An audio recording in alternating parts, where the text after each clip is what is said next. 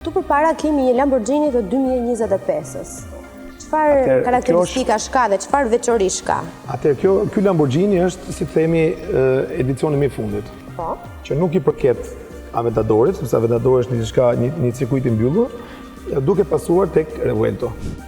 Pas përfundimit të prodhimit të Aventador në shtator 2022, Lamborghini ka prezantuar pasardhësin e tij. Revuelto, një supermakinë hibride me motor V12 dhe 3 motore elektrik, që së bashku prodhojnë mbi 1000 kuaj fuqi. Revuelto është një hap i rëndësishëm drejt elektrifikimit të gamës së Lamborghinit. Lamborghini Revuelto shënon një kapitull të ri në historinë e supermakinave. Është hibridi i parë i markës me motor atmosferik V12 dhe 3 motore elektrik, që së bashku prodhojnë mbi 1000 kuaj fuqi. Kjo makinë ka një armë të fortë, arma e kësaj është që ofron shumë më komfort sesa prodhimet më të vjetra, le të themi. Ka një fuqi shumë të madhe, ka bërë një revolucion në transmisionin e kësaj makine.